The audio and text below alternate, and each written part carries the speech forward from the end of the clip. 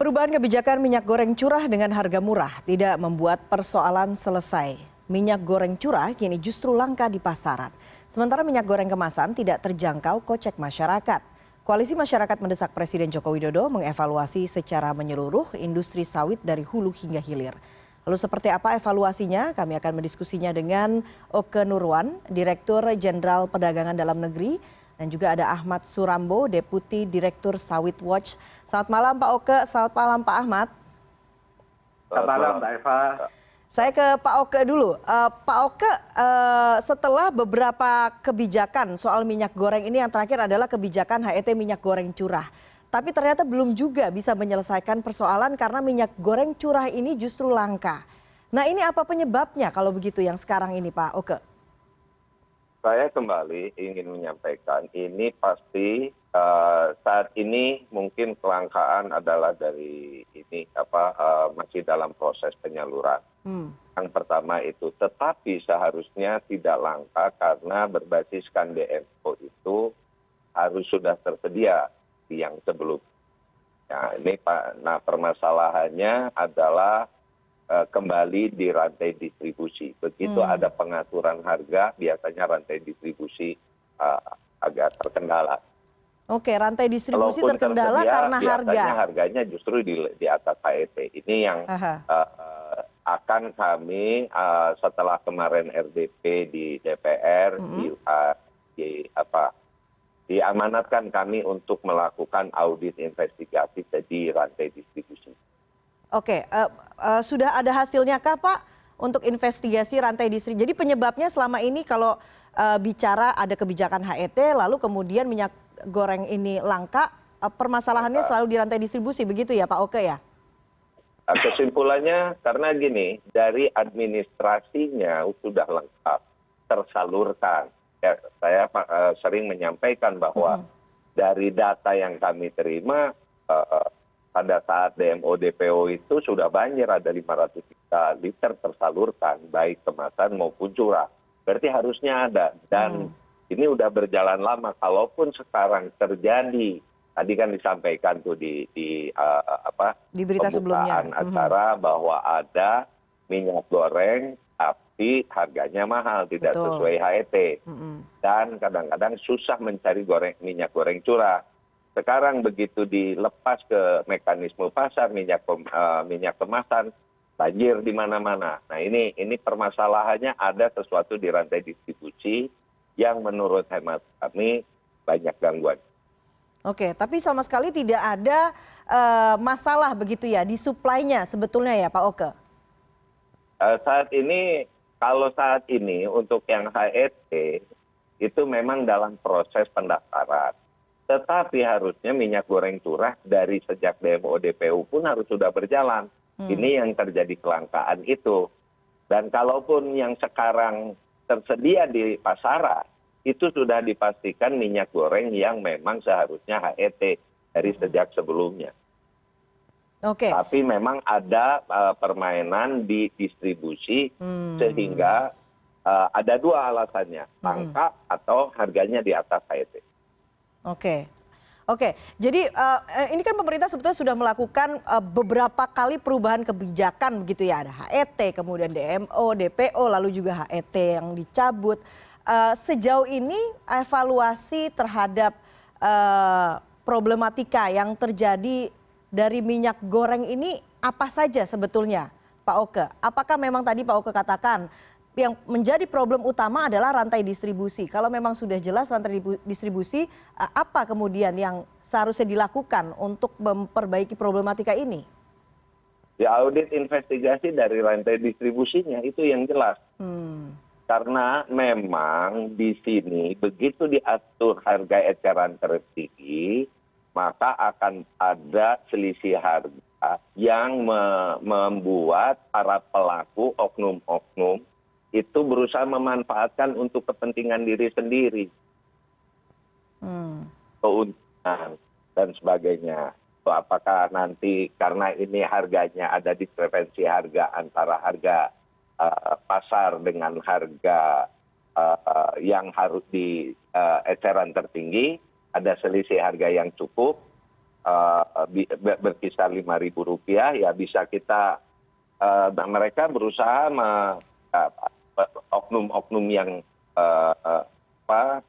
bermain di perdagangan ini di rantai distribusi ini ya berusaha memanfaatkan selisih harga untuk kepentingan diri sendiri karena tidak bertanggung jawab. Oke, jadi ada oknum-oknum yang bermain begitu ya di rantai distribusi dan itu menjadi penyebab utamanya begitu ya Pak. Oke ya. Sekarang saya ke Pak Ahmad. Pak Ahmad, Anda mendesak Presiden Joko Widodo untuk melakukan evaluasi secara menyeluruh industri sawit dari hulu hingga hilir.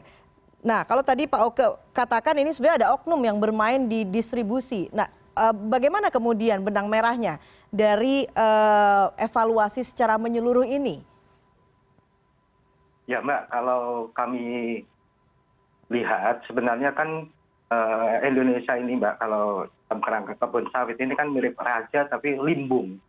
Jadi kita lihatnya itu kayak raja limbung di mana luas perkebunan sawitnya sangat luas begitu, tapi dalam tata kelolanya nggak beres-beres begitu. Sebenarnya Presiden Jokowi itu sudah katakanlah menerapkan ada namanya Impres nomor 8 tentang penundaan perizinan dan evaluasi. Tapi yang terjadi sampai saat ini kami tidak pernah terima laporan tuh perkembangannya Impres ini. Sehingga kenapa kami mendesak supaya ada evaluasi tata kelola di kebun sawit dari hulu sampai hilir. Jadi sekarang ini kita terima dalam kerangka masalah yang dibilang Pak Oke semua tadi, itu bukan hanya di hilir, di hulu pun sebenarnya banyak masalah dan sampai saat ini pun kita tidak tahu update berkenaan perkembangan katakanlah Impres moratorium sawit itu. Sehingga kami melihatnya penting ke depan pemerintah terbuka untuk katakanlah mengatur hal ini lebih transparan begitu. Dalam kerangka perizinan, dalam kerangka banyak hal. Salah satu menurut saya kebijakan yang menurut kami sangat memperparah kondisi, di mana ada kebijakan pemerintah itu seperti kayak melegalkan akumulasi lahan. Ini terlihat adanya beberapa peraturan ya mungkin nanti kalau mau lebih detail saya bisa sebutkan. Baik. Begitu Mbak. Baik, apakah kemudian oknum yang tadi Anda katakan itu ada kaitannya? Apakah sama begitu ya oknumnya yang bermain dari hilir yang tadi disebutkan oleh Pak Oke ini kemudian juga ada korelasinya dengan yang kemudian terjadi di hulu, Pak Ahmad?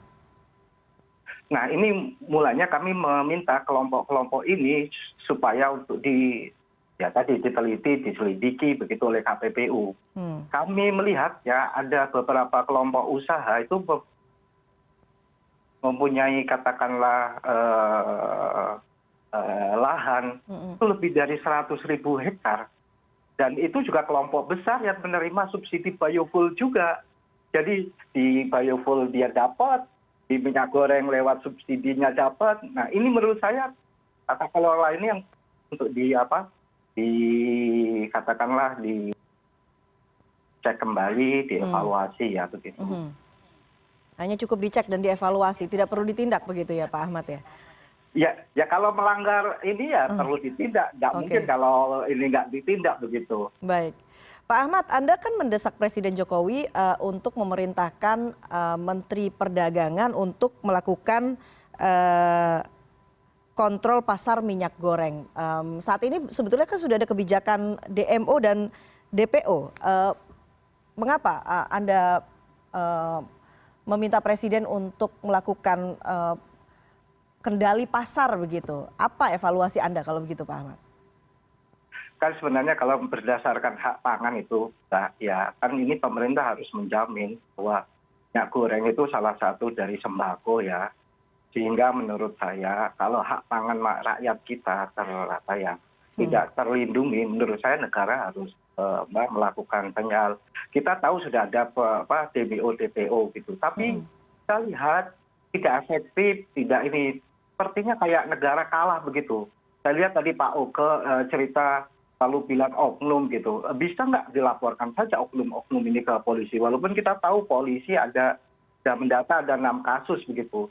Menurut saya perlu diupdate 6 kasus ini kondisinya gimana begitu. Oke, Pak Oke, nah itu dia tuh yang kemudian juga masyarakat juga sebetulnya penasaran dengan perkembangan oknum-oknum ini begitu ya, karena memang sebetulnya Menteri Perdagangan juga sempat mengatakan akan membuka begitu atau sudah menyerahkan kepada polisi. Nah ini perkembangannya bagaimana sebetulnya Pak Oke? Ya, kita tunggu dari laporan dari kepolisian. Hmm. Apakah bukti yang kami sampaikan yang menurut hemat kami sudah cukup, apakah sudah cukup untuk menjerat mereka.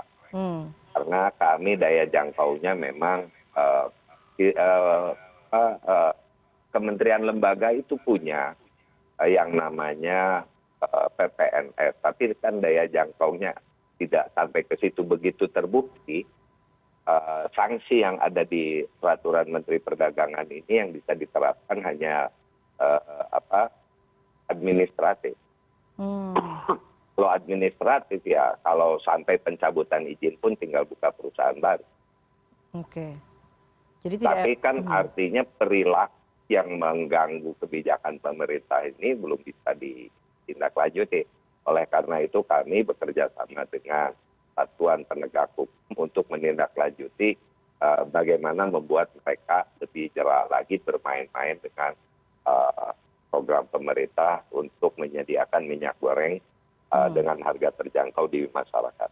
Oke, permainannya ini di tingkat apa, Pak Oke? Apakah memang hanya di tingkat distributor seperti yang tadi Pak Oke sudah sampaikan, ataukah memang lebih jauh lagi begitu sebetulnya Pak Oke? Kami dalam indikasi awal itu adalah di tingkat distribusi. Jadi kami tidak tahu nih, tapi data kami serahkan semua. Kenapa di indikasi awal? Gampangannya aja yang dari perkembangan dari perubahan kebijakan yang terakhir. Tadinya langka, nah HET begitu dilepas harga menjadi masuk ke mekanisme pasar, tahu-tahu besoknya banjir. Berarti selama ini kan nggak mungkin itu diproduksi satu hari. Dan gitu. itu yang, oke. Ya, jadi indikasi awal kami sudah menemukan dan kami menganggap sudah cukup bukti dan ada beberapa perusahaan telah diberi sanksi oleh Kementerian Perdagangan. Ya tadi membekukan izinnya dan sebagainya, tetapi kan perilakunya yang belum berjalan, perilakunya belum dikenakan sanksi yang jelas dan itu diberikan ke semua data kami sampaikan, sehingga tadi apakah indikasinya mungkin di rantai distribusi yang kami temukan, apakah itu dari mulai hulu sampai hilir, itu tentunya memerlukan penyelidikan yang lebih mendalam. Oke, saya akan lanjutkan kalau begitu ke Pak Ahmad. Apakah kemudian juga Sawit Watch melihat ada permainan, kalau tadi Pak Oke mengatakan ada perusahaan-perusahaan, apakah kemudian juga menemukan ada permainan mulai dari tingkat hulu ke hilir sehingga Anda merasa bahwa perlu ada evaluasi menyeluruh di industri ataupun segala hal yang berkaitan dengan minyak goreng. Apakah benar demikian? Kita akan bahas sesaat lagi. Kita harus break dulu. CNN Indonesia Newscast akan segera kembali.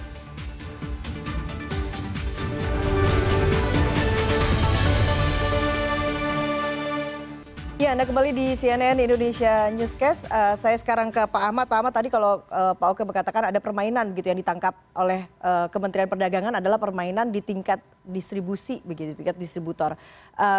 Sawit Watch meminta Presiden untuk mengevaluasi begitu apa yang terjadi di industri minyak goreng ini dari hulu ke hilir. Apakah kemudian Sawit Watch juga menemukan ada permainan, kalau tadi disebutkan perusahaan-perusahaan, ada permainan juga mulai dari tingkat hulu kalau begitu? Ya Mbak, kan sebenarnya kalau dilihat Mbak di tata kelola perkebunan kita, itu tidak ada pembatasan lahan. Jadi kalau coba bayangin kalau Anda punya usaha, batasan lahan tidak dibatasi, sehingga kelompok usaha tertentu itu bisa melakukan ekspansi terus-menerus, sehingga rangka tertentu ada indikasi hampir-hampir ya katakanlah hampir 40% lahan itu dikuasai oleh beberapa kelompok usahawan besar begitu. Jadi kan kalau kita melihat ke Permentan nomor 98 tahun 2013 habis itu ada perubahan-perubahan tapi tanpa mengubah yang substansi yang saya maksud, itu ada artikel mengenai bahwa perusahaan sawit itu tiap provinsi itu dibatasi 100.000 hektar. Tapi dikecualikan bagi begitu ya perusahaan katakanlah go publik, perusahaan negara, dan koperasi begitu. Nah, kalau kita lihat, kita hubungkan dengan katakanlah indikasi-indikasi yang disebutkan oleh katakanlah Kementerian Perindak apa, kelompok-kelompok ini yang sebenarnya ada korelasi antara penguasaan lahan dengan penguasaan di katakanlah minyak goreng dan biodiesel. Sehingga kita melihat perlu ada evaluasi menyeluruh antara dari hulu sampai hilir, dari sisi kebijakan sampai dari sisi prakteknya ya. Mulanya saya penting melihatnya kalau memang Kementerian Perdagangan menyatakan ada oknum sudah dilaporkan, menurut saya penting ditindaklanjuti dan diumumkan begitu sehingga kita tahu terang benderangnya seperti apa. Dan saya lihat masalah minyak goreng ini menjadi muncul itu kala pemerintah mulai katakanlah melakukan yang namanya kebijakan untuk biofuel atau katakanlah B10, B20, B30.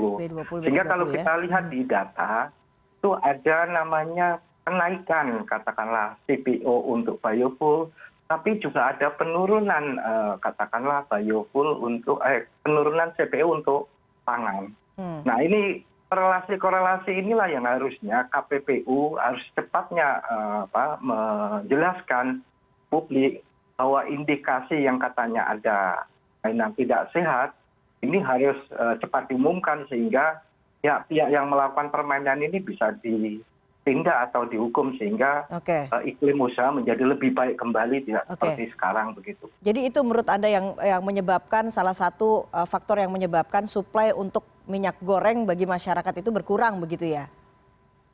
Iya Mbak, dari hulunya saja lahan bisa diakumulasi tanpa ada pembatasan. Nah hilirnya itu bagaimana kalau Anda sudah lahan aja Anda bisa kuasai, kalau nggak ada pembatasan Anda bisa dalam tanda kutip tadi dibilang Pak Oke tadi kan ada permainan tadi. Oke Pak Oke, silakan dikomentari. Saya kok sepertinya kurang nyambung antara hulu dengan minyak goreng. Pantauan kami murni ini hanya minyak goreng ini karena tergantung dari harga CPO internasional. Dan yang saya sampaikan bahwa industri hulu dengan produsen minyak goreng praktis walaupun ada sebagian yang terafiliasi, tetapi secara internal mereka tetap menggunakan mekanisme pasar yang dilakukan. Dan saat ini harga minyak goreng ini murni karena di harga CPO yang tergantung CPO internasional, di mana pada saat ini kenapa demikian tingginya? Kalau kita bandingkan sejak sebelum pandemi, kenaikan harga CPO ini drastis sekali. Kalau kita berbicara 2 tahun, Maret 2020 ke Maret 2022, harga CPO ini naiknya 221%. Dan dalam sejarah pernah, ini untuk pertama kalinya harga CPO di atas minyak nabati lainnya seperti rapeseed dan yang lainnya. Ini murni karena harga CPO internasional, saya bilang. Jadi memang pada saat ini fenomena kekurangan minyak nabati ini tidak hanya terjadi di Indonesia, tapi di dunia. Hanya yang mirisnya, yang perlu kita ketahui ini adalah kita itu produser CPO terbesar. Kenapa harga minyak gorengnya kenapa justru harga minyak goreng mahal, betul Pak. Nah, dan saya ceritanya begini. Begitu CPO internasional ini naik, satu sisi berkah, sehingga terhadap devisa negara, ekspor kita bahasanya sederhananya itu moncer, dan salah satu kontribusinya adalah dari produk sawit, Oke. yaitu nomor 2 setelah batu bara sebagai penyumbang ekspor terbesar kita. Mhm. Di satu sisi berkah harga CPO internasional ini naik, tapi di sisi lain tidak berkah bagi ibu-ibu yang memerlukan minyak goreng murah kan gitu. Oke. Nah ini yang sedang kita pastikan, begitu kita menyiapkan kebijakan untuk menyediakan minyak goreng murah untuk masyarakat dengan harga terjangkau, berarti kebijakan tersebut akan melawan mekanisme pasar. Nah, mekanisme pasarnya itu yang menolak, yang sedang kita perlu lakukan audit investigasi. Salah satunya yang saya sampaikan, yang saya temukan adalah di rantai distribusi. Oke. Ternyata begitu diatur menjadi HET, barang jadi langka. Ternyata begitu diatur HET, harganya di atas HET. Dan Oke. begitu kita lepas, nyata banjir. Kan itu salah satu indikasi yang nyata dan perlu Baik. penyelidikannya secara mendalam. Sehingga Baik. saya sebutkan perlunya audit investigasi. Baik, Pak Oke, kalau memang kemudian tidak ada masalah begitu ya di sisi hulunya begitu, tapi di saat problematika minyak goreng ini masih belum bisa dikendalikan oleh pemerintah, keluar lagi aturan baru dan itu berlaku di hulunya begitu kan, Pak Oke, peraturan Menteri Perindustrian begitu. Nah itu bagaimana kemudian korelasi? Enggak, salah. Ah, Saya sampaikan bahwa penugasan Kementerian Perindustrian ini karena pemerintah menyiapkan minyak goreng curah dengan harga eceran tertinggi, maka ditugaskan oleh pemerintah kepada Kementerian Perindustrian untuk mengawal industrinya supaya minyak goreng curah tetap disediakan. Karena kalau tidak dikawal, hilang nih minyak goreng curah. Bisa Oke. dijualannya kemasan yang mengikuti mekanisme pasar. Sehingga Kementerian Perindustrian harus memastikan setiap produsen minyak goreng tetap memproduksi minyak goreng curah untuk kita lepas dengan harga eceran tertinggi 14.000 per liter atau 15.500 per kilogram. Oke. Yang kita ceritakan bukan cerita di hulunya, Oke. tapi pemerintah dengan ada kebijakan ini karena melawan mekanisme pasar, ada harga eceran tertinggi, dan harga eceran tertinggi itu tingkatnya 14.000, pasti ada berbeda dengan harga pasar, sehingga celahnya ini banyak dianggap menjadi banyak nih pelaku yang berusaha memanfaatkan celah perbedaan harga ini untuk mengalirkan di luar sasaran, karena minyak goreng eceran tertinggi ini adalah untuk konsumsi rumah tangga, industri mikro, industri kecil. Baik. Tidak boleh lari ke industri besar, tidak boleh diekspor, tidak boleh dikirim ke perusahaan kemasan untuk dijadikan kemasan premium, karena kemasan premium harganya tinggi. Baik. Itu yang kita kawal. Oke. Jadi bukan berbicara tidak dari ada lahannya. Ini ya. mulai dari industri minyak goreng. Dari produsennya begitu ya, Pak Oke. Jadi artinya ada masalah atau tidak sebetulnya di suplai bahan baku untuk minyak goreng ini, Pak Oke? Bukan, tidak ada masalah. Jadi karena ini ada kebijakan menggunakan harga eceran tertinggi, sementara kemasan itu dilepas ke mekanisme pasar, bisa saja produsen tidak berminat untuk memproduksi minyak goreng curah. Lebih baik dikemas semuanya, sehingga ini dikawal oleh pembinanya, industrinya, untuk tetap produsen minyak goreng memproduksi minyak goreng curah, wajib. Oke. Untuk diserahkan nanti dengan harga eceran tertinggi. Dan nanti kalaupun nanti sudah disediakan oleh produsen minyak goreng, jangan dalam rangka pendistribusiannya sampai ke masyarakat ini jangan sampai hilang. Itu yang dilakukan pengawalan. Oke. Baik, kalau begitu menurut Anda Pak Oke, sebetulnya desakan dari masyarakat soal evaluasi menyeluruh industri minyak goreng dari hulu ke hilir ini sebetulnya tidak perlu, karena memang yang terjadi adalah mekanisme pasar, bagaimana kemudian pemerintah membuat kebijakan untuk bisa menyiasati apa yang terjadi di pasar, begitu Pak Oke? Saya tidak berbicara perlu atau tidaknya evaluasi menyeluruh. Saat ini saya ditugaskan untuk memastikan ketersediaan minyak goreng curah dengan harga eceran tertinggi. Oke. Tetap diproduksi oleh produsen, tetap bisa didistribusikan sampai masyarakat, dan harganya sesuai dengan aturan pemerintah. Permasalahan di hulu saya tidak terlibat untuk ini. Tapi saya saat ini adalah memastikan ketersediaan minyak goreng dengan harga eceran tertinggi dan hadir di masyarakat. Baik, sekarang terakhir dari Pak Ahmad, kalau memang kemudian ada desakan untuk melakukan evaluasi secara menyeluruh begitu, apa masukan dari masyarakat, evaluasi seperti apa yang kemudian harus dilakukan? Ya, menurut saya penting pemerintah dalam ini Presiden Jokowi memperpanjang impres moratorium sawit ya, impres nomor 8 tahun 2018 berkenaan dengan perbaikan tata kelola di perkebunan sawit. Karena akarnya di situ. Jadi kenapa ada minyak goreng tahu-tahu langka, tahu-tahu banjir begitu. Itu karena sos TPO-nya ada yang menguasai.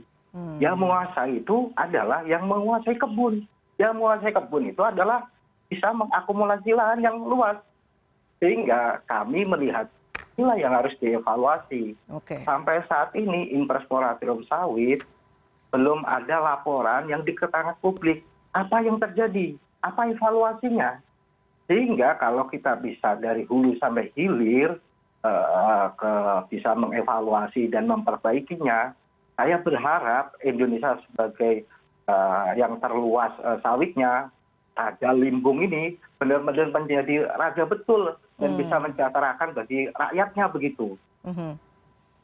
Oke lah, baiklah. Kita akan kita hentikan di situ karena kita tahu seharusnya memang yang paling berkuasa adalah pemerintah yang memberikan kesejahteraan bagi masyarakat, dan kita akan tunggu sama-sama bagaimana kemudian nantinya kebijakan yang akan nanti terus dikeluarkan ataupun juga ada harapan dari masyarakat untuk ada evaluasi sehingga kebijakan yang nanti akan dikeluarkan semata-mata adalah demi untuk mensejahterakan masyarakat. Dan tentunya kita tunggu sama-sama ya Pak Oke, bagaimana kemudian minyak goreng ini tidak langka lagi dan harganya juga terjangkau bagi masyarakat. Pak Oke dan juga Pak Ahmad, terima kasih atas diskusinya pada malam hari ini. Selamat malam dan salam sehat selalu. Malam Pak Oke. Presiden Joko Widodo sangat kecewa terhadap kinerja bawahannya setelah mengetahui bahwa pengadaan barang dan jasa di lingkungan pemerintahan dipenuhi barang impor. CNN Indonesia Newscast segera kembali.